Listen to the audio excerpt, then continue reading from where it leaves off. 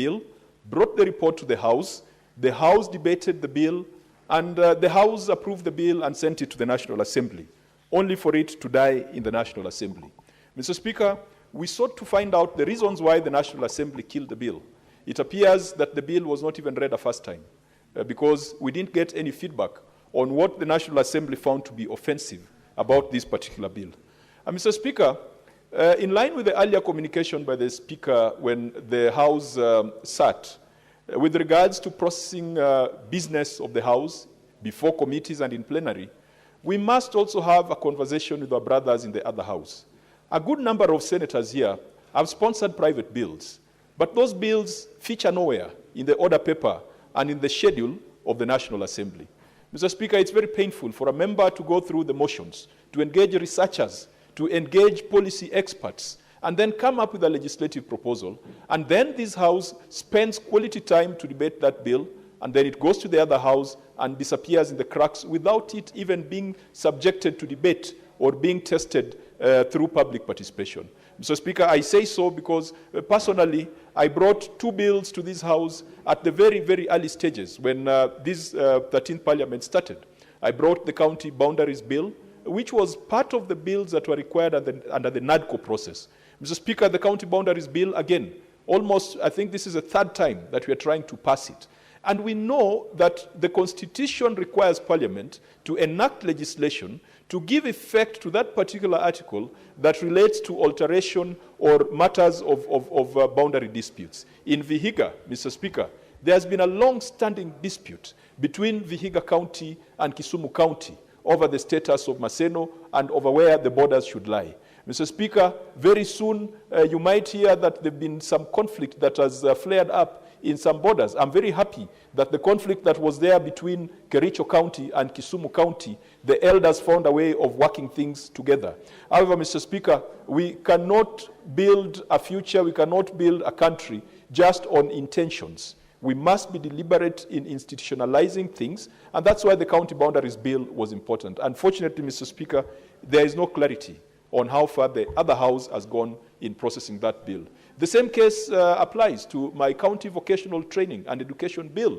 Mr. Speaker, you know that vocational training, village polytechnics have been devolved to county governments, but we are still using a TVET Act that looks at things from a Nairobi perspective. I am using these examples to illustrate that we need better synergies between the 2 houses. Mr. Speaker, we need, even those of us who are leaders of our respective parties, in our parliamentary group meetings, the conversations we should have should be around seamless interface, seamless relay of bills from one House to the other. Otherwise, the 2 houses will start looking like they are political formations. And yet, we are institutions in the Constitution that are supposed to work together to ensure that our people get the best service. Mr. Speaker, I do hope that when this House passes this bill, perhaps for the 3rd or the 4th time, the National Assembly will take it seriously so that it can be processed to its logical conclusion. When Senator Ledama started talking about this bill, Mr. Speaker, I do recall we were with him in the Public Accounts Committee in the last Parliament. And it was challenges around this post-mortem oversight that I believe drove the intention to come up with this piece of legislation. And I do take kindly the contribution made by the majority leader. And I'm going to speak to them not in a manner of rebutting, but in a manner of debating so that we can, engage and extend our thoughts. And I believe that we can find something better. It was clear that the mechanisms of parliamentary systems and practices that we had borrowed from were all post-mortem. They were all, we were morticians. And that seems to be parliamentary practice, Mr. Speaker, that generally certain accountability committees of Parliament act in a post-mortem, in a mortician manner.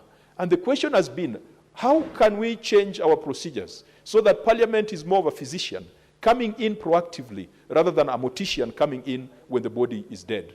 And so, Mr. Speaker, this House toyed with a number of initiatives to ensure that senators individually and collectively had the resources, had the power, and had the statutory, power to go out and carry oversight. Mr. Speaker, part of the earlier interventions, I do recall the then Senator Kiraitu Murungi, the senator for Meru at that time, made a proposal that why don't we make an amendment to the Parliamentary Service Commission Act so that we can have subcommittees of the Parliamentary Service Commission, one that looks at matters and interests of the Senate, and another one that looks at matters and interests of the National Assembly. Unfortunately, Mr. Speaker, that proposal did not see the light of day. We went ahead and attempted to come up with regulations under the PFM Act to ensure that there was some support, there was some allocation for senators to carry out proactive oversight. The argument then, Mr. Speaker, was that when you employ somebody to deliver a duty, you have an obligation to provide them with the tools of trade. You cannot employ a teacher, expect the teacher to teach your children, and expect the same teacher to buy the chalk that they're going to use to teach those children. And so that was the argument that over a long period of time gave rise to the Senate Oversight Fund. Mr. Speaker, I want to congratulate our colleagues who sit in the Parliamentary Service Commission and the leadership of this House that ultimately, even though the figures are not sufficient, but ultimately we now have certain resources that can enable senators to carry out proactive oversight. What I want to request Senator Ledama and Senator Kisang is that the oversight fund and arrangements came after you had thought through this piece of legislation. Is there a way you can tie the current reality to your original intentions so that as much as this is an oversight and accountability bill, it ties neatly with the oversight arrangements that currently exist in the Senate? I think that is something that can be done, and amendments can be proposed at the next stage of reading. Mr. Speaker, another contentious matter in this bill that we have looked at previously is a proposal that every county should, when this matter came before my committee and we are doing public participation on it, and be happy to sit in a church. In some areas, people would be happy to sit in a CDF hall. And so making it mandatory for every in a CDF hall, and so making it mandatory for every county, I got the gist of his argument. Him being a man who has lived in the United States. In the United States, there's something called a town hall. And that town hall exists almost in every village. In fact, the model of administration in many of the areas where we are drawing our version of civilization from, you would find that every local community, there would be a church, there would be a post office, there would be a town hall, of course there would be a school, of course there would be a hospital, and if it was British, there would be a pub. Because those are areas that they form the soul and the spirit of a town, a city, or a village. And so perhaps what Senator Ledama is advancing is that we must have the equivalence of town halls, public spaces that are not owned by anybody but owned by the same members of public, which then can be used as impartial fora and impartial places for public participation. If that is the intention, Mr. Speaker, I do support that we must make sure that our counties, there's a town hall in every county, and to the greatest extent possible, we provide facilities at the ward level. Of course, we must also ask ourselves the question whether we have built enough hospitals, we have built enough ECD centers, whether we have built enough youth polytechnics, and some of these public participation facilities perhaps can be located or situated within some of these facilities. Mr. Speaker, on the issue of oversight, and the majority leader has given his manifesto on how it ought to look like. And I think that we generally agree that there must be a different way of doing things. Mr. Speaker, it is my conviction that every member of this House is involved in oversight in one way or the other, because every member of this House belongs to one committee or the other. Mr. Speaker, if you belong to the Agriculture Committee, you should be able to ask questions around agricultural policies and practices. If you belong to the Education Committee, you should be able to raise questions on ECD implementation and the state of youth polytechnics in your respective counties. If you belong to the Roads Committee and all the other committees. So, Mr. Speaker, it is not only the public accounts and the public investment committees that carry out oversight. In fact, Mr. Speaker, our mandate is extremely limited because our mandate is post-mortem. And it is not post-mortem by standing order. It is post-mortem by constitution, by Public Audit Act, by parliamentary practice and parliamentary tradition. I want to challenge the chairs of the other committees in this House Please do not be afraid. I have seen committees like the Roads Committee demanding accountability on utilization of the Roads Maintenance Levy Fund. We did that in the last parliament, and governors ran to court to stop us. I have seen the Education Committee ask questions around the state of ECD centers. I have seen all the other committees. When the Agriculture Committee with Senator Murango, we used to consistently and regularly ask questions about implementation of county government policies. So we must look at all of us collectively as overseers of affairs and practices and operations in county governments. Mr. Speaker, when it comes to the individual role of a senator in terms of oversight, and I hope that Senator Omtata would one day be able to tell us the long and short of the decision that was made in the matter between him and Busia County government. Because, Mr. Speaker, it is being reported that oversight responsibility is not individual, it is institutional.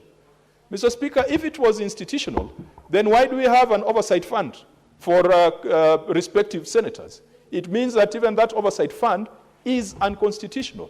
Mr. Speaker, we must make sure that we've got the right jurisprudence, because our partners in county governments would hide behind that, so that if you went to your county to ask for certain information, certain records, under the freedom of access to information, which is part of the Bill of Rights in this Constitution, you are told that we can only release documents if they've been signed by the clerk of the Senate. There is nowhere, I do not think that there is any parliamentary system or any parliamentary practice where an elected member, a person elected by those residents, constituents, is barred, is muzzled from asking questions on behalf of the people, because our job is representation. Now, representation, you represent the people who elected you. Of course, when you come to the Senate, you represent the entire nation, but you've got a primary responsibility to represent the people who elected you, and that means you must ask questions. So, Mr. Speaker, we need to make sure that, and earlier on, I'd already commended our two colleagues who were in the Parliamentary Service Commission, the ones who are consulting Senator Mogeni and Senator Joyce Korir, that at the end of at least we finally saw a little bit of resources for the Senate Oversight Fund. But we need to be more innovative to ensure that more of the money goes into activities that make sense in the eyes of our people, rather than into consultancies and into administrative and bureaucratic expenses that then reduce whatever is available for a senator to be able to walk around. Mr. Speaker, it has also been suggested that members of the public feel a sense of fatigue, that Senate is always asking the tough questions, but then there is no action. Mr. Speaker, it is for this reason we invited the EACC step of the ODPP, saying that in many cases they have made recommendations, they have done investigations and handed over the files to the ODPP for prosecution, and the ODPP has invoked their constitutional power and decided not to pursue prosecution of cases. And in some cases, Mr. Speaker, the ODPP initiates prosecution and along the way drops prosecution, does a null prosecution, and you see the Constitution gives them that power. However, Mr. Speaker, we were informed by Senior Counsel Okongo Mogeni that under the ODPP Act, Parliament has the power to demand a report on any matter from the Office of the Director of Public Prosecution. Mr. Speaker, we are going to invoke that power, and we are going to invite the ODPP, and we are going to ask for an explanation on some of the issues that have been cited as contentious, or issues that have been withdrawn where the evidence prima facie exists and where some actions appear as if they're done out of political expedience. And so we must also ensure that our partners, implementing partners, also do the right thing. I wish this parliament had a police cell somewhere where we could issue orders directly to detain persons who perhaps demonstrate contempt to parliament or who lie under oath. Mr. Speaker, a lot of people who come before parliament lie through their teeth. I remember one governor launching a county headquarters and sitting on the chair and starting operations. And when he came before my committee, under oath, he swore that facility is not working. And yet, we had information in the public domain to that effect. I wish we had the power to deal with those things instantly.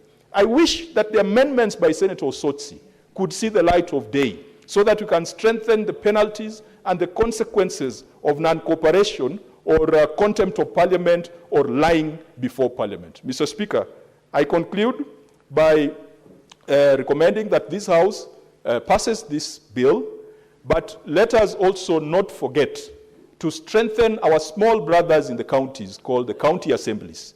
Because at Senate, we can talk of oversight, we can talk public participation, but at the micro level, that exercise is conducted by members of the county assembly. I am glad we have provided them with financial autonomy, and so that should allow them to budget, so that every bill that comes before them, they can sponsor public participation without going to the executive to sponsor that exercise. So let's strengthen our county assemblies, let's strengthen the institutions, and let's live true to some of the ideals that the late Raila Odinga had espoused when he came before this House. Devolution is work in progress.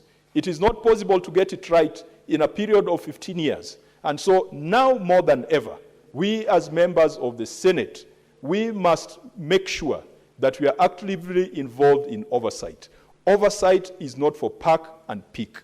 Every member of this Senate, be it delegated legislation, be it rules, powers, and privileges, if you sit in a committee of the Senate, you are an overseer at an institutional level, but also individually, you've got a responsibility to go back to your county to oversight. Mr. Speaker, with those many remarks, I support. Thank you. Senator Samson Cherargei. Mr. Speaker, thank you very much for this opportunity. I want